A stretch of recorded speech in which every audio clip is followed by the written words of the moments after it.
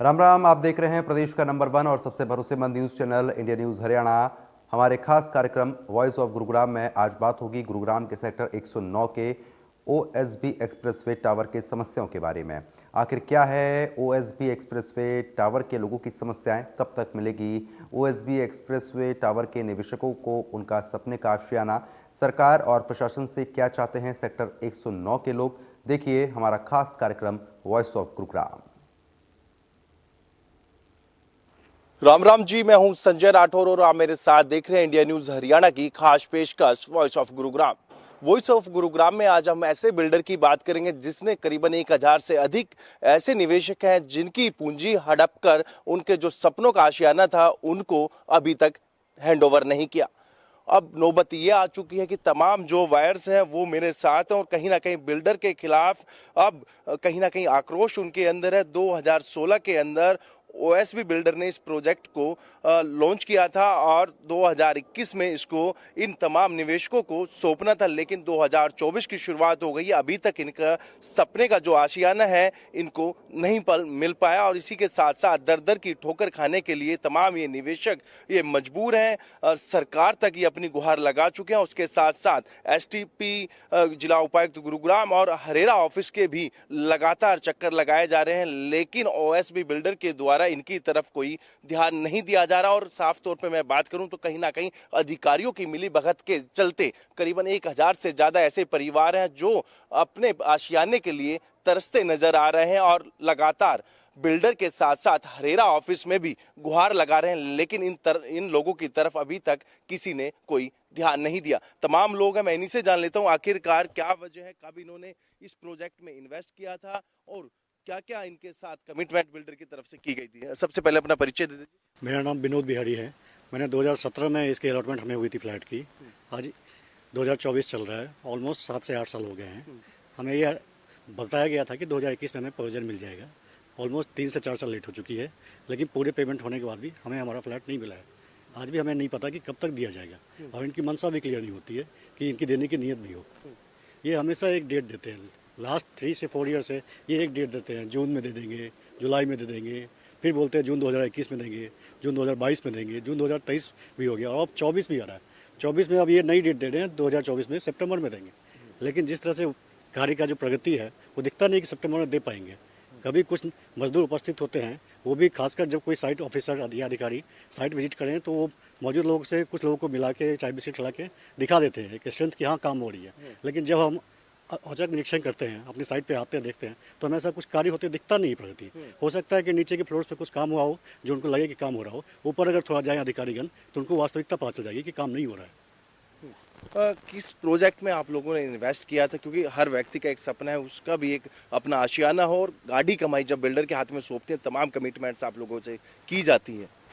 मेरा नाम मनीष जैन है। मैंने भी यही सोच के प्रधानमंत्री आवास योजना के अंदर ये प्रोजेक्ट आता है, मैंने सोचा ये सेफ प्रोजेक्ट है और इसके अंदर बिल्डर का ये जो प्रोजेक्ट है Ocean Seventech builder mister Swaraj Singh Yadav जो इसके प्रमोटर है उनका ये प्रोजेक्ट है। तो मैं अपना क्या कहते हैं 2016 में ये प्रोजेक्ट लॉन्च हुआ था और 2021 तक इसकी टाइमली पेमेंट करनी थी। मैं इसके अंदर सारी पेमेंट इनकी कर चुका हूँ और पेमेंट करने के बावजूद भी बिल्डर की तरफ से हमको धमकाया जा रहा है, लीगल नोटिस भेजे जा रहे हैं हमारे पास। मेरे पास 1 करोड़ का नोटिस आया हुआ है कि मैंने पेमेंट नहीं किया है, जबकि मैंने 2021 के अंदर ही पूरी की पूरी पेमेंट कर दी थी। उसके बावजूद भी मेरे पास 1 करोड़ का नोटिस आया है कि आपने पेमेंट नहीं किया है। मेरे पास डिफेमेशन का नोटिस आया है, जबकि बिल्डर अपना प्रोजेक्ट पूरा नहीं कर रहा है। यहाँ पे जब भी हम कभी आते हैं तो लेबर जनरली यहाँ पर होती नहीं है और लेबर होती है तो हार्डली 20-25 लेबर्स वगैरह होती है। अब इतना बड़ा प्रोजेक्ट है, इसमें 20 या 25 लेबर से क्या होगा, उससे कुछ भी नहीं हो पाता है इसके अंदर।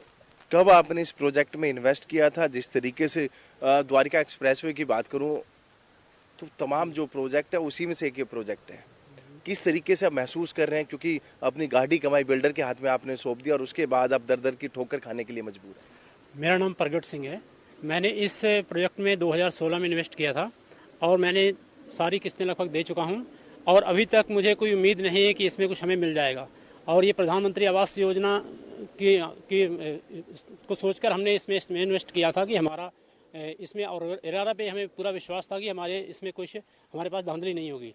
लेकिन हमारे साथ हम लोग इतना परेशान हो चुके हैं, उधर एक तो हम किस्तें भर रहे हैं बैंकों की, दूसरा हम किराया पे किराया दे रहे हैं, ईएमआई हम दोनों तरफ से दबे हुए हैं और हम इधर उधर से पता नहीं कहाँ कहाँ से पैसा लेके इन्वेस्ट किया है इसमें, लेकिन हमें कोई उम्मीद नहीं है कि अभी तक वादे पे वादे किया जाता है, लेकिन अभी तक हमें कुछ उम्मीद नहीं है कि हमें कुछ अपना आशियाना मिल जाएगा। हमारे बच्चे भी दर दरों की ठोकरें खा रहे हैं और हम बहुत परेशान हो, घर से परेशान हो चुके हैं। घर वाले बोलते हैं कि तुमने इसमें क्यों इन्वेस्ट किया, हमने मना किया था, इसमें पैसा इन्वेस्ट करने की जरूरत नहीं है, लेकिन हमने अपना एक रिस्क लेके, एक प्रधानमंत्री पे विश्वास करके हमने ये प्रोजेक्ट में पैसा लगाया, लेकिन आज हम खुद शर्मिंदा हो चुके हैं कि हम ऐसे प्रोजेक्ट में हमने पैसा क्यों लगा दिया। और ये हमारे लिए मतलब आने के लिए हमारे लिए बहुत दुखद हो चुका है।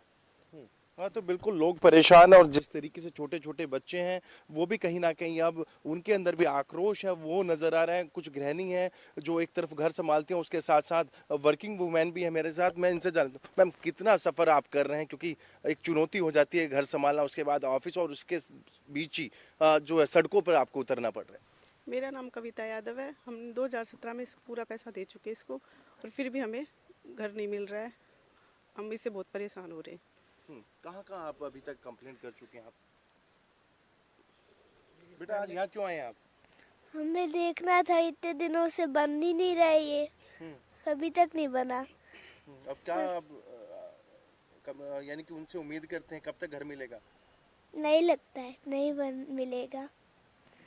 कितनी परेशानी हो रही है? आप स्कूल यानी कि ड्रॉप करके आज यहाँ खड़े हैं?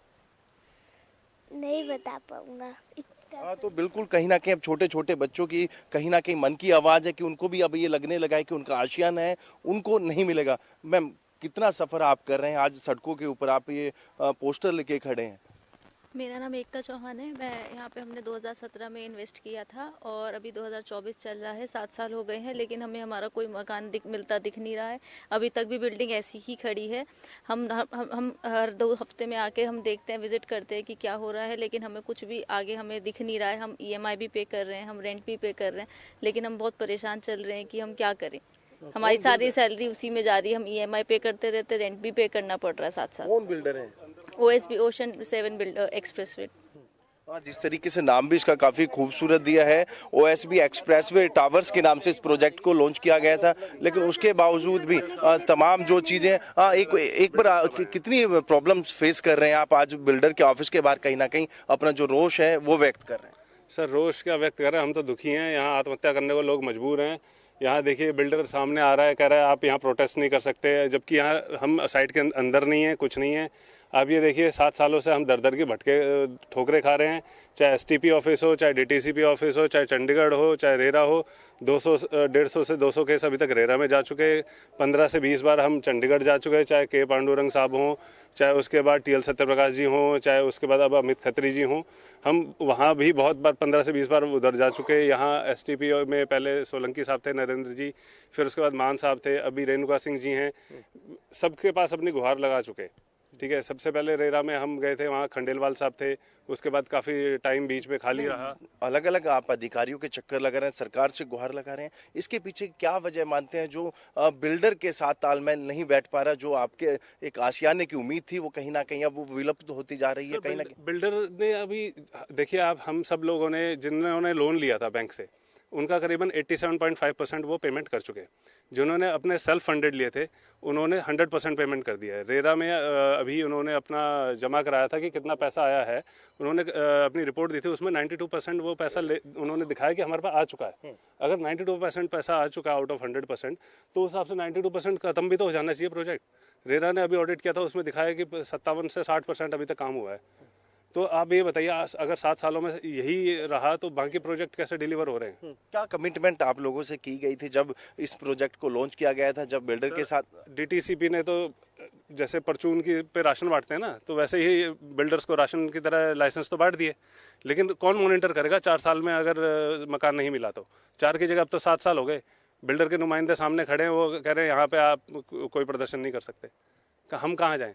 हमें तो यही लग रहा है रोड पे टेंट लगा करके बैठना पड़ेगा, वहीं रहना पड़ेगा, क्योंकि रेंट देने के लिए तो हमारे पास वो है नहीं। EMI दें, रेंट दें, अपने बच्चों को पढ़ाएं, अपनी नौकरियां करें, या ऐसे दर दर की ठोकरें खाएं, कभी किसी ऑफिस में कभी किसी ऑफिस में।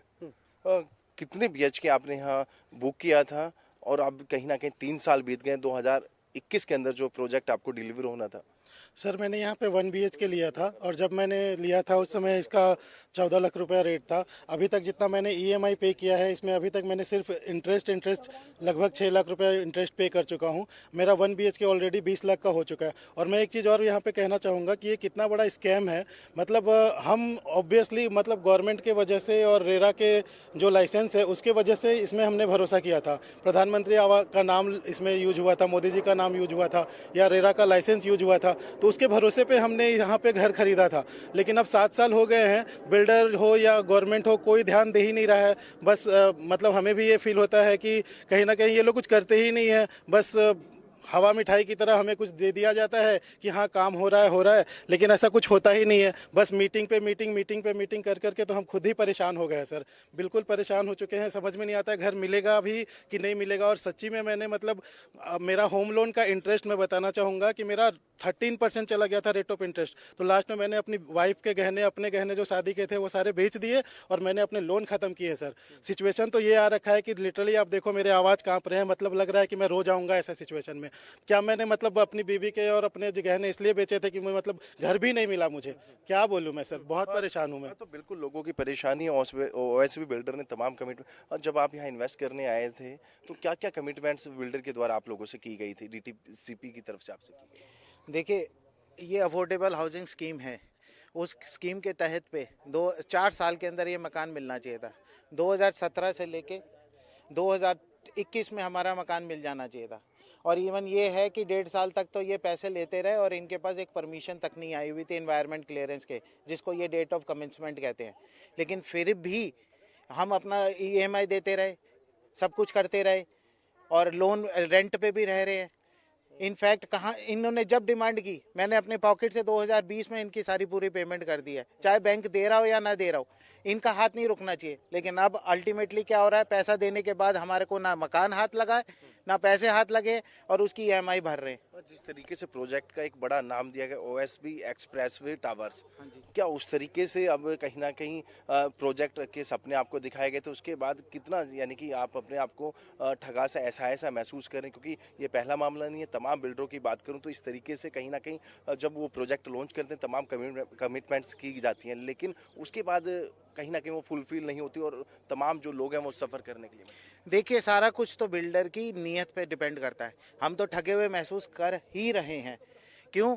क्योंकि हमने बिल्डर को नहीं लिया था, पैसा दिया था। हमने एक प्रधानमंत्री Awas Yojana, affordable scheme, housing for all जो सपना था मोदी जी का, उसके अंदर इन्वेस्ट किया था।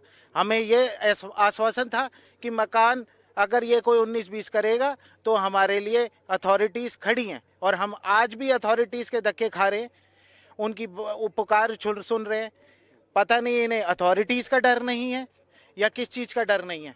लेकिन तो बिल्कुल कहीं ना कहीं छोटे छोटे बच्चे जब अपने परिवार के साथ ही अपने हक के लिए आते हैं तो कहीं ना कहीं आप देख सकते हैं किस तरीके से जो पोस्टर्स हैं वो भी इन लोगों ने बनाए हैं। अभी तक जो प्रोजेक्ट है 55 से 60% जो है उतना काम हुआ है। सर, एक बार अपना नाम भी बता दीजिए और कब से आप कहीं ना कहीं अब अधिकारियों के और बिल्डर के चक्कर लगा रहे हैं? जी, मेरा नाम धनंजय कुमार सिंह है और मैं 2017 में मैंने अपने आप को एनरोल किया था इस प्रधानमंत्री आवास योजना के तहत। 3 साल तक इनकी सारी पेमेंट टर्म्स थे जो हमने पूरा टाइमली पे किया, कोई भी डिले नहीं रखा। कोविड के रहते हुए भी जहाँ पे मेरी नौकरी चली गई थी, फिर भी मैंने बाहर से अपने रिश्तेदारों से कर्जा लेकर इसकी सारी EMIs को पूरा किया।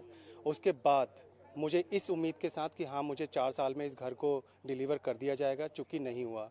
उसके बाद 2021 में हमने इनसे बात भी करी, OSB वाले सारे बिल्डरों से। उन्होंने बोला कि अभी आपको 6 महीने के अंदर आपको हम घर दे दिया जाएगा। जब वो 6 महीने का जब हमें वो पूरा हुआ टाइम तो फिर हमें ये बताया गया कि अभी सर और 6 महीने लग रहे हैं। हम 6 महीने और रुके तो हमें समझ में आ गया कि बिल्डर की नीयत कहीं ना कहीं थोड़ी फीकी पड़ती चली जा रही, क्योंकि काम यहाँ पे ऑलमोस्ट ज़ीरो के बराबर था। कोई लेबर यहाँ पे काम नहीं करती थी। जब भी हम आते थे तो हमें झूठा आश्वासन दिया जाता था बिल्डर के सारे आदमियों के माध्यम से। और हम यहाँ पे आसपास पूछा भी करते थे कि कितना काम हो गया, कितने लेबर हैं, तो हमें एक गलत फिगर बताकर हमें इसलिए संतुष्ट कर दिया जाता था कि हम लोग ऊपर जाके नहीं चेक कर रहे, हमारी लेबर उधर लगी है, हमारी लेबर उधर लगी है। इस बात को हमने कहीं चंडीगढ़ में हम जाकर हम मिले, हम डीटीसीपी ऑफिस में मिले, एसटीपी ऑफिस में मिले। उसके बाद हमने रेरा में मैंने खुद जाके पर्सनली अपना एक केस फाइल किया एक बिल्डर के अगेंस्ट कि मुझे ये टाइमली घर जो मिलना था जो 2021-22 में, जो अभी तक 2024 चल रहा है, जो अभी तक नहीं मिला है। जो मेरी हियरिंग इस साल 2024 में मार्च 22 को मिली है, वो मेरी पहली हियरिंग होगी रेरा की तरफ से। उम्मीद करता हूं कि रेरा और सारे अधिकारी इन सारे मुद्दों को बहुत ही बारीकी से एग्जामिन करें और इस बिल्डर को कड़ी से कड़ी हिदायत दें कि जल्दी से जल्दी। कितने ऐसे निवेशक हैं जिन्होंने ओएसबी इस बिल्डर के प्रोजेक्ट में इन्वेस्ट किया था जो एक्सप्रेसवे टावर्स के नाम से है, और कहां-कहां शिकायतें कर चुके हैं? कितने जो है फ्लैट्स इसके अंदर बने? टोटल अभी इसमें 1089 फ्लैट थे, जिसमें 2 BHK और 1 BHK दोनों इंक्लूडेड है। ऑलमोस्ट 150 से 200 लोगों ने अपना रेरा में केस फाइल कर दिए हैं। Chandigarh STP, DTCP, STP office हम सबके चक्कर लगा रहे हैं। सुओ मोटो के भी चक्कर हम काट रहे हैं रेरा के बीच। हाल ही में अभी हमारे पीछे एक मीटिंग भी हुई थी सुओ मोटो में, जहां पर बिल्डर की तरफ से भी उनके भी नुमाइंदे आए थे। हम लोग भी अच्छे खासे 100 लोगों से ऊपर वहां पर हम पहुंचे थे। हमने प्रदर्शन किया था पीसफुली। हम अपने रेरा से और उनके सारे अधिकारियों से बस यही डिमांड कर रहे हैं कि हमारे घर को जल्दी से जल्दी डिलीवर किया जाए, सो दैट कि हमारे बच्चे, हम अपनी फैमिली रेंट और ईएमआई से जल्दी छुटकारा पाएं। मैम, बच्चों के साथ आप कहीं ना कहीं सड़कों पे आप उतरे हैं, कितना चैलेंज मानते हैं? क्योंकि पैसा भी आपका और सपने जो आपको दिखाए गए थे वो अब कहीं ना कहीं हकीकत होते नहीं नजर आ रहे हैं। हाँ सर, मेरा नाम हेमलता है। तो परेशान तो सर हम बहुत ज़्यादा हैं, क्योंकि देखिए घर के और भी सारी रिस्पॉन्सिबिलिटीज़ होती हैं, उन सबको निभाते हुए, है ना, पढ़ने वाले बच्चे हैं, एग्ज़ाम टाइम चल रहा है अभी बच्चों का, तो बच्चों को भी हमें एग्ज़ाम के लिए मतलब प्रिपरेशन वगैरह करवानी है, उन्हें तैयारी करवानी है। पर वो सब हम छोड़ के देखें यहाँ रोड पे इस तरह से हम अपने घर के लिए जो है लड़ रहे हैं, और हर फैमिली का एक सपना होता है कि उसका अपना घर हो। तो इसी उम्मीद से हमने 2017 में ना अपना फ्लैट बुक करवाया था, जो आज तक हमें नहीं मिला है। जब भी हम आते हैं ना यहाँ से इतना निराश होके जाते हैं सर, तो मतलब कि ना एक तरह से हमें रोना ही आ जाता है। क्यों? क्योंकि सर देखिए अब हम लोग भी ना हस्बैंड से डेली यही सवाल पूछते हैं कि कब मिलेगा, कब मिलेगा, कब, मतलब कि हमने इतनी उम्मीद लगाई बैठी है, लेकिन वो उम्मीद पे ना ऐसा लग रहा है बिल्कुल पानी फिरने वाला है कि पता नहीं, जैसे हमारे ना पैसे बिल्कुल फंस गए हैं सर, और कहीं भी मिलने की उम्मीद नहीं हो रही है। और ये देखिए छोटे बच्चे को लाना साथ में कितना मुश्किल हो जाता है। तो बस हम यही चाहते हैं कि हमारा जो मतलब फ्लैट वगैरह हमारे घर है हमें टाइम से मिले, ताकि हम बैंकों में EMI दे रहे हैं और इतना मतलब हम स्ट्रगल कर रहे हैं, वो सब जो है हमारा सोल्यूशन हो उसका सर। हाँ, तो बिल्कुल ये तमाम निवेशक हैं जिनका साफ तौर पे यही कहना है, जहां एक तरफ अपनी जो सैलरी है ये रेंट पे करते हैं और दूसरी तरफ जो बैंक है उसकी EMI भी एक बड़ी चुनौती है इन तमाम लोगों के लिए। मैम, आज प्रोटेस्ट आप कर रहे हैं, क्या आपकी मांगे हैं और किस तरीके से आप गुहार लगा रहे हैं? या हमने काफ़ी साल से 4-5 साल पहले एटीज कुकुन में आ गया था रेंट में, सोचा ये घर मिल जाएगा, अभी तक मिला नहीं। तमाशा हो रहा है, सब लोग को बोलती हूँ हम अगले साल हम खाली कर रहे हैं, अगले साल खाली कर रहे हैं, मतलब खाली नहीं हो पा रहा है। वो ओनर से भी हमको लड़ाई हो रहा है, हर साल हमने एक्सटेंड करते रह रही हो, और बच्चा को भी लेके आ गया, हम स्कूल्स को भी शिफ्ट कर दिया और बहुत परेशान हो रहा है। ये तो हम काफ़ी बार आके देखते, घर पास में है इसलिए हम जूम करके देखते हैं, कोई लेबर्स नहीं आता है, बट ग्रुप में बोलते हैं आज लेबर्स पहुंच गया। हम जूम करके देखते हैं हमेशा कैमरा को, कभी लेबर्स नहीं आता भी 4-5-10 लेबर्स होते हैं, उससे ज़्यादा नहीं होते। और ये बिल्डिंग हम तमिलनाडु से आया है, उधर भी घर बेच के इधर खरीद लिया है, और घर में कोई भी गेस्ट आते हैं सभी देखने के लिए आते हैं। मेरा सास ससुर मर चुका है, इन लोग को आके देख के चले गया। मेरा नाना सब लोग को पूछते रहते हैं इस दिवाली को मिल रहा है ना, इस विंटर में आपको मिल जाएगा? हाँ मिल जाएगा, बट कभी मिला नहीं। कमिटमेंट्स आप लोगों से की गई थी जब आप यहाँ इन्वेस्ट करने के लिए? या मेरा हस्बैंड बता सकता है। क्या कमिटमेंट आपसे बिल्डर ने उस समय की थी? कमिटमेंट था वो दिया है, हम लोग को 3 साल में दे देंगे इसको, और हम लोग एक्चुअली द्वारका में लेने वाला था, बट हम सोचा है ये है प्राइम मिनिस्टर योजना है, ये आपको पक्का मिल जाएगा, मतलब डीलर्स ये बोला था ये वाला आप ले लेगा था आपको टाइमली मिल जाएगा, बाकी जगह पे कहीं ले लेगा था फंस जाएगा।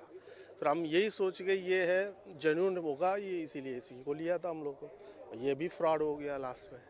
ठीक है, तो बिल्कुल तमाम जो निवेशक हैं अपने आप को वो ठगा सा महसूस कर रहे हैं कहीं ना कहीं। जिस तरीके से जो कमिटमेंट इन लोगों से की गई थी, कहीं ना कहीं वो चाहे बिल्डर हो या फिर अधिकारियों की बात करें, क्योंकि जब इनको ये आशियाना सौंपने की बात कही गई थी, तमाम वायदे आपसे किए गए थे। आप इससे पहले भी हरेरा के अंदर प्रोटेस्ट कर चुके हैं, अलग अलग जो अधिकारी हैं उनके चक्कर लगा चुके हैं। आज बिल्डर के जो दफ्तर के बाहर मजबूरन आप लोग खड़े हैं, ये आपका कहना है। क्या क्या कमिटमेंट्स की गई थी और किस तरीके से अब आप देखते हैं कि उम्मीद है आपको कि आपका घर मिलेगा? सर नमस्कार सर, मेरा नाम महेंद्र कुमार सैनी है। मैं आपके चैनल के माध्यम से बताना चाहूँगा कि हमने जो है चंडीगढ़ से लेके टाउन प्लानर चंडीगढ़ से लेके पांडुरंग शास्त्री जी जो अधिकारी थे और मौजूदा अधिकारियों तक अपनी गुहार लगाई।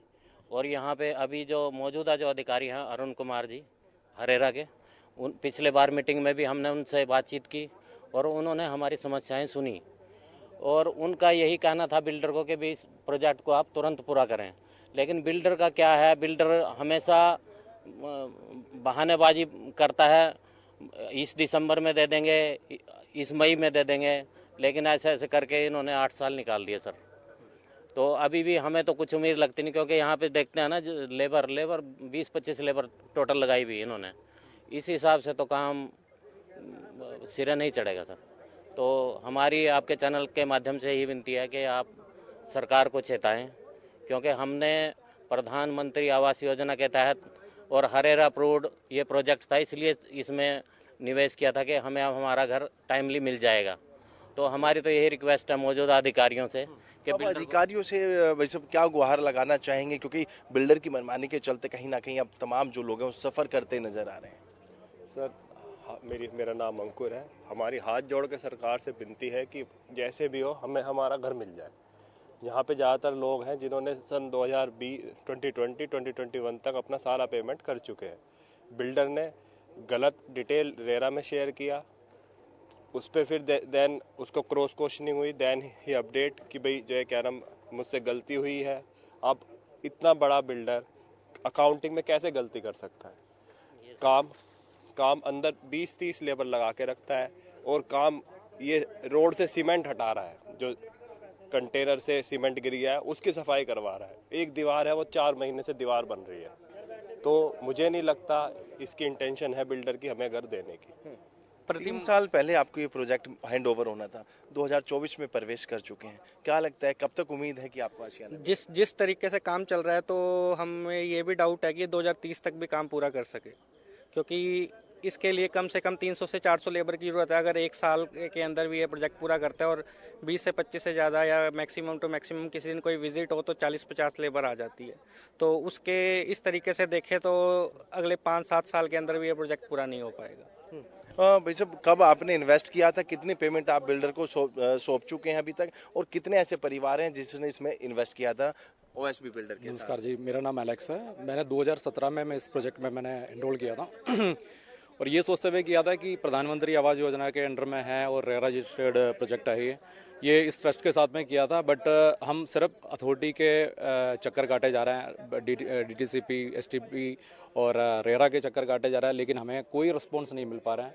हमें करीब 3 साल से हम लोग मतलब इसी प्रोजेक्ट मतलब इसके पीछे हम किए जा रहे हैं। Thank you. बेटा, आप किस लिए आप यहाँ आए हैं? क्योंकि सुबह से मैं देख रहा हूँ आप भी अपने फैमिली के जो मेंबर हैं उनके साथ यहाँ खड़े हैं। मुझे प्रोटेस्ट करने के लिए पापा के साथ हेल्प करना था और पापा को बहुत दुखी है क्योंकि हम रेंट पे रह रहे हैं। हाँ, तो बिल्कुल छोटे छोटे बच्चे हैं, कहीं ना कहीं वो इतने मजबूर हैं और लाचार, और अपने परिवार के सदस्यों के साथ वो यहाँ खड़े हैं। कागज आप दिखा रहे हैं, क्या है इसके अंदर? ये 1 करोड़ का नोटिस आया है। बिल्डर ने मतलब ये लगाया है कि आपने पूरी पेमेंट नहीं की है, तो पूरी पेमेंट नहीं किया जिसकी वजह से प्रोजेक्ट वगैरह रुका हुआ है, तो आपका क्या कहते हैं यूनिट कैंसिल कर दी जाएगी। हमें डिफेमेशन का नोटिस भेजा जा रहा है और ये जो नोटिस है 1 करोड़ का नोटिस है। यदि हम लोगों के पास 1 करोड़ रुपए होते तो हम इस अफोर्डेबल हाउसिंग सोसाइटी के अंदर पैसे क्यों इन्वेस्ट करते। कितनी पेमेंट आप कर चुके हैं बिल्डर? पूरी 100% पेमेंट कर चुका हूँ और 2021 में ही मैंने पूरी की पूरी पेमेंट कर दी थी। उसके बावजूद भी क्या कहते हैं बिल्डर ने बिना चेक किए हुए मेरे पास 1 करोड़ का नोटिस भेज दिया।